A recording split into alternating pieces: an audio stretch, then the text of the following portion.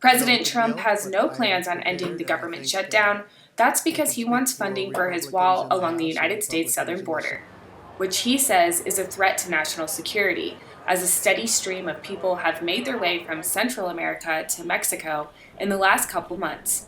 I spoke with an immigration attorney for a nonprofit based in Los Angeles. Most of the work I do involves representing unaccompanied children who are in the process of going through deportation proceedings. I've heard the worst of the worst. Joanna Fluckey volunteered in Baratel, a camp in Tijuana with about 3,000 refugees, many living in tents near mud and feces.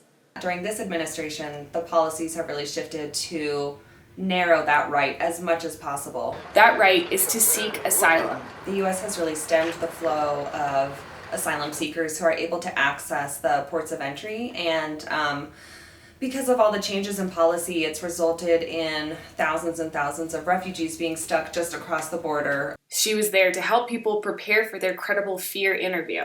If you're seeking asylum in the United States, there will be an initial interview by an immigration official to determine if you have a credible fear to return to your home country. And if you pass that, then you'll have a chance to remain in the United States, probably in detention for much of the time. They are running from violence in their home countries.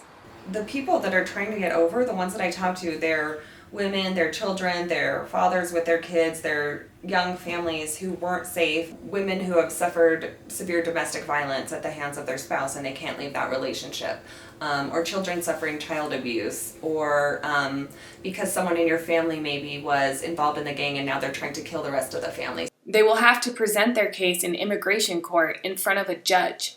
Fluckey helped people navigate once they got to the camp after their long journey. The refugees themselves have had to kind of create a list, so someone is in charge of the list, and you go and you sign up. CBP, the Customs and Border Patrol of the U.S., will come and tell them how many they're letting in that day, and that number has ranged from 0 to 30 to maybe one day 100. This makes it challenging for people new to the camp. It was really emotional. I just really think of it as a humanitarian crisis where people are truly, truly suffering.